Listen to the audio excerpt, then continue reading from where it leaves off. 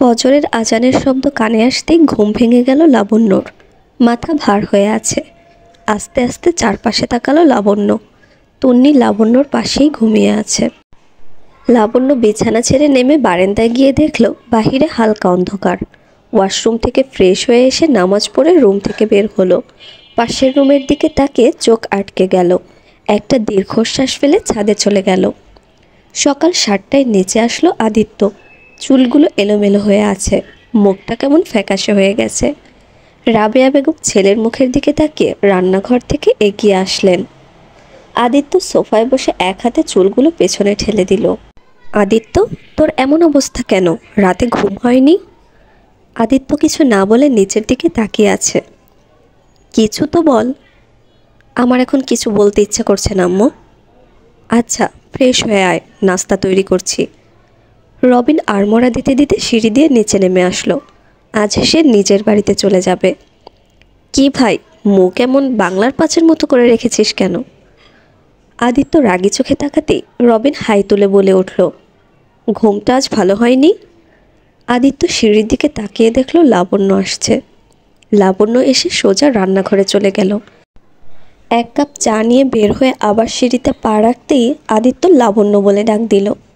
লাবণ্য আদিত্যর দিকে তাকাতেই আদিত্য ইশারায় ডাকল। রাবেয়া বেগমও রান্নাঘর থেকে বের হয়ে আসলো। ওনার ছেলে কেমন এটা উনি ভালো করেই জানেন। আদিত্য ভীষণ রাগী।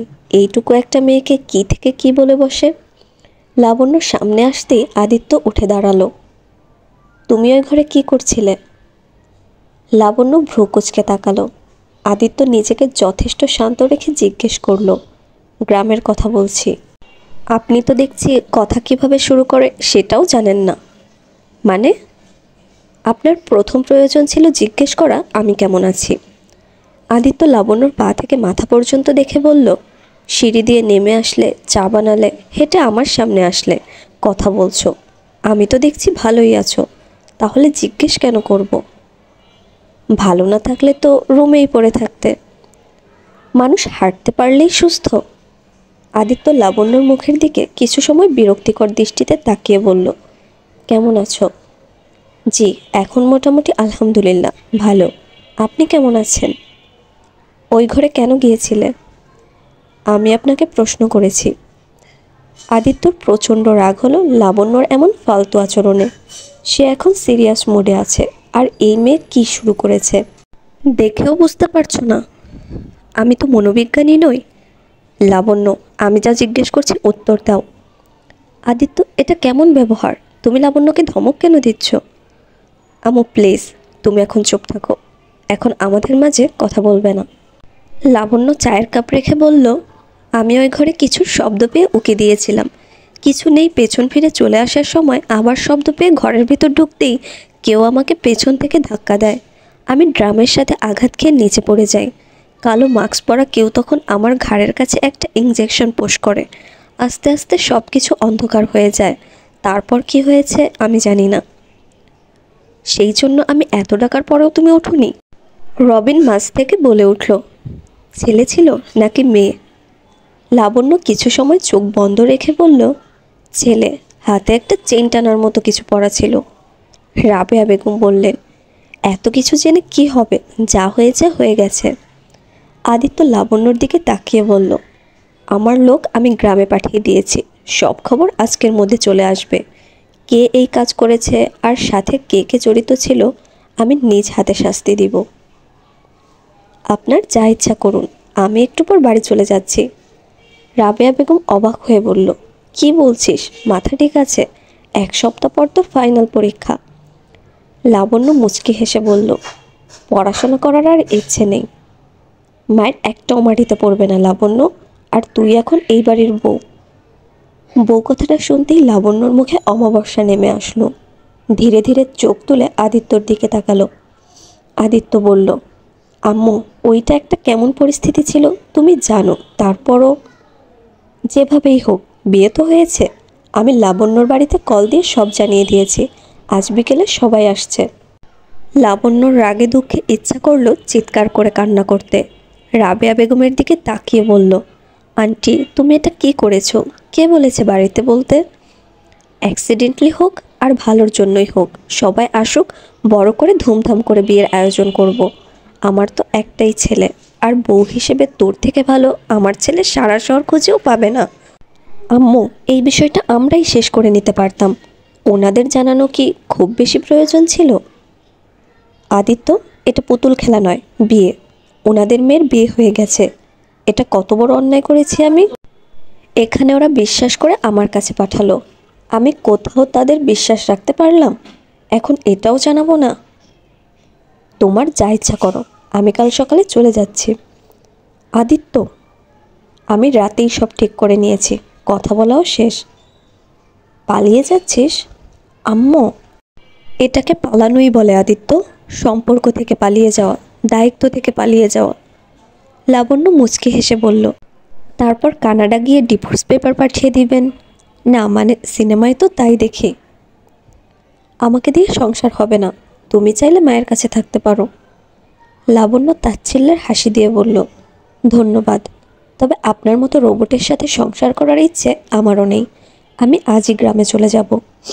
রবিন বলল, লাবণ্য, এত কষ্ট করেছ, আর মাত্র 1 সপ্তাহ পর পরীক্ষা, এমন ভুল করো না।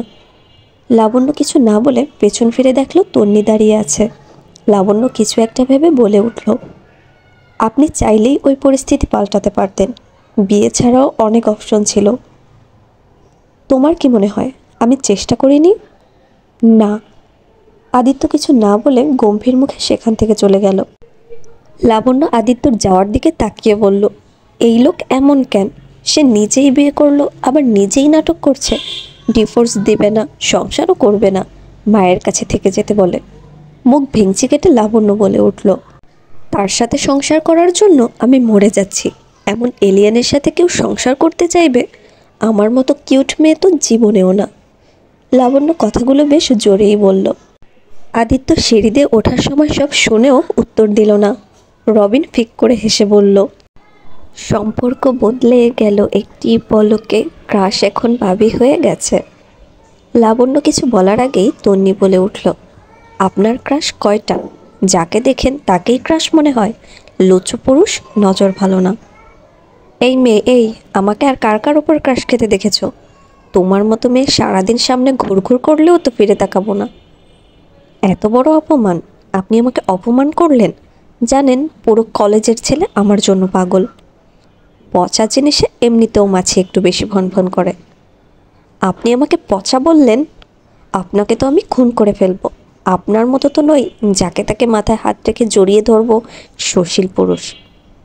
তুমি একদম না জেনে কথা বলবে না, ওকে আমি শুধু সান্ত্বনা দিচ্ছিলাম। আগলা ভালোবাসা, 1-2 দিন এত ভালোবাসা মানুষের কেমনে হয় ভাই? ছেড়ে আসার সময় জড়িয়ে ধরে সান্ত্বনা দিতে হয়, লুচু পুরুষ। রবিন কিছু বলতে চাইলে রাবেয়া বেগম ওদের ঝগড়া থামিয়ে দিল।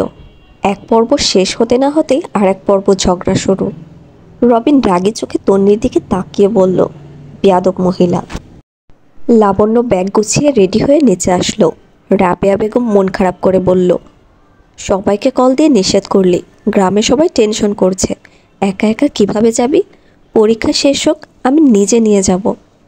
লাবণ্য হেসে বলল, ভালো থেকো, নিজের যত্ন নিও, ঠিকমতো মেডিসিন খেয়ে নিও। রাবেয়া বেগম কান্না করে লাবণ্যকে জড়িয়ে ধরল।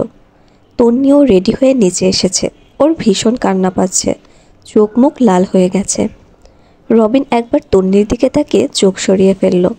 তন্নি লাবণ্যকে জড়িয়ে ধরে বলল, আর বুঝি দেখা হবে না? কেন দেখা হবে না? গ্রামে গিয়ে আমার কাছে 1 মাস থেকে আসবি। যাওয়াটা কি খুব বেশি জরুরি? এই শহর আমাকে অনেক কিছু দিয়েছে, আর এত ভালোবাসা নিতে পারছি না, একটু ছুটি প্রয়োজন।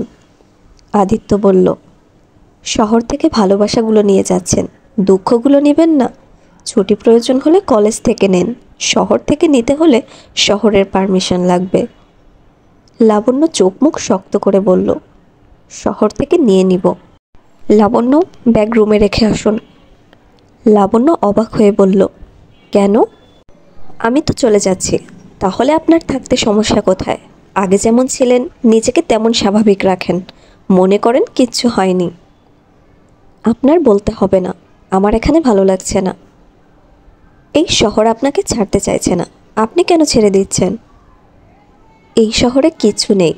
এই শহর আমার সব কেড়ে নিয়েছে, সেই শুরু থেকে। সেটা আপনার দোষ, শহরের নয়। প্রথমে ভুল মানুষ জীবনে আপনি এনেছেন, শহর নয়। আজ এই জীবনের জন্য কে দেয় এটা জেনে যাবেন না? লাবণ্য আদিত্যর দিকে তাকালো। আদিত্য লাবণ্যর চোখে চোখ রেখে বলল, অপেক্ষা করুন।